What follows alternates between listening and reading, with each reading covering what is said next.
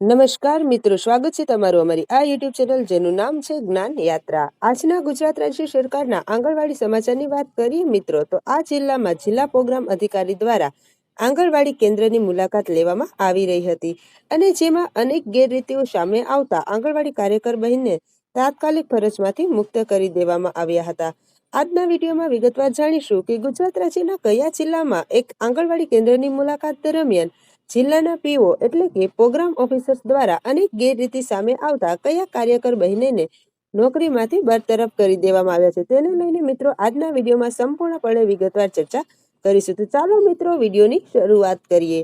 હવે મિત્રો વાત કરીએ આંગણવાડી સમાચારની, તો કે ફરજમાં બેદરકારી દાખલતા બદલ અનેક ગેરરીતિઓ સામે આવતા આ જિલ્લાના પ્રોગ્રામ ઓફિસર્સ દ્વારા એક આંગણવાડી કેન્દ્રની મુલાકાત દરમિયાન આંગણવાડી કાર્યકરી જે બહેન છે તેમને છૂટા કરી દેવામાં આવ્યા હતા। આંગણવાડી કાર્યકર બહેનને છૂટા કરાયા છે કારણ કે જિલ્લા પ્રોગ્રામ ઓફિસર્સ દ્વારા અચાનક કેન્દ્રની મુલાકાત લેવામાં આવી હતી અને જેમાં અનેક ગેરરીતિઓ જે છે તે સામે આવી હતી, જેને લઈને આ નિર્ણય લેવામાં આવ્યો છે। વાત કરીએ મિત્રો સંજેલી તાલુકાના પિછોડ નાયક આંગણવાડી કેન્દ્રમાં ગંભીર ક્ષતિઓ જણાતા જિલ્લા પ્રોગ્રામ ઓફિસર્સ ઈરાબેન ચૌહાણે આંગણવાડી કાર્યકરને છૂટા કર્યા છે।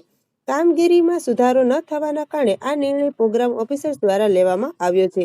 આપ સૌને જણાવી દઈએ કે બહેનો કે જ્યારથી ગુજરાત હાઈકોર્ટ ડિવિઝન બેન્ચ દ્વારા ચુકાદો આપવામાં આવ્યો છે પગાર વધારાને લઈને, ત્યારથી જ રાજ્ય સરકારના મહિલા અને બાળ વિકાસ વિભાગ તેમજ કેન્દ્ર સરકાર ICDS વિભાગમાં કામ કરતા જે ઉચ્ચ અધિકારીઓ છે તેમને કડક સૂચનાઓ આપી દીધી છે।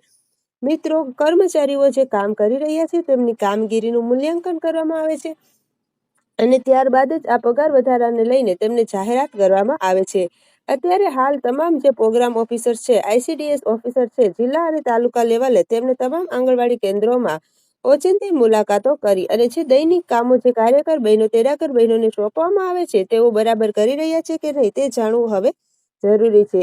આંગણવાડી કાર્યકર અથવા તેડાગર બહેન હોય ત્યારે તમારા કામમાં એક્યુરેસી એટલે કે કામમાં 100% સાવચેત રહેવું પડશે। ક્યાંક ને ક્યાંક ઉચ્ચ અધિકારીઓ જે છે તે કેન્દ્રની ક્યારેય પણ મુલાકાત લઈ શકે છે।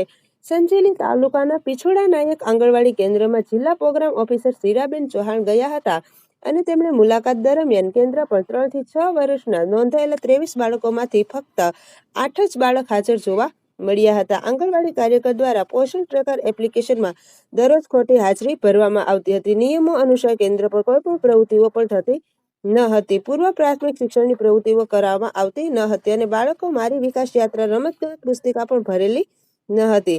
ત્યારબાદ સવારનો નાસ્તો પણ બનાવવામાં ન આવ્યો હતો, ફોટોગ્રાફ પણ અપલોડ કરાયેલા ન હતા, કેન્દ્ર પર રેકોર્ડ રજીસ્ટર પણ ઉપલબ્ધ ન હતું, કેન્દ્રને આપવામાં આવેલી વસ્તુઓનો ઉપયોગ પણ થયો ન હતો। જિલ્લામાંથી વારંવાર સૂચનાઓ મળવા છતાં લાભાર્થીઓની એન્ટ્રી કરવામાં આવી ન હતી। આંગણવાડી કેન્દ્ર પર સ્વચ્છતાનો અભાવ અને ઉંદરનો મોટો ઉપદ્રવ જોવા મળ્યો હતો, જ્યારે ઉંદર પકડવા માટે 500 પણ પૂરું પાડવામાં આવ્યું હતું, તેમ છતાં પણ મૂકવામાં ન આવ્યું હતું। પોષણ સુધા યોજના હેઠળ સગર્ભા અને ધાત્રી બહેનો બપોરના 2 વાગ્યા સુધી કેન્દ્ર પર હાજર ન હતી। મેનુ મુજબ ભોજન પણ બનાવવામાં આવ્યું ન હતું। મંગલ દિવસની ઉજવણી પણ કરવામાં ન આવી હતી। ત્યારબાદ મિત્રો આ સત્યો પ્રોગ્રામના ઓફિસર્સને ધ્યાનમાં આવતા અગાઉ પણ મુખ્ય સેવિકા અને CDPO દ્વારા નોટિસ આપી પગાર જેવી કાર્યવાહી કરવામાં આવી હતી અને મિત્રો આ કેન્દ્ર પર આંગણવાડી કાર્યકર દ્વારા ખૂબ જ સારી હેઠળ એટલે કે સગર્ભા અને ધાત્રી માતાઓને જે છે તે ભોજન પૂરું પાડવામાં આવ્યું હતું। ત્યારબાદ મિત્રો હવે એમ કહી શકાય કે સરકાર આવીને આવી નવી તકેદારી રાખવામાં આવી રહી છે। તો આવી જ નવી અપડેટ સાથે ફરીથી મળીશું, ત્યાં સુધી જય હિન્દ, જય ભારત।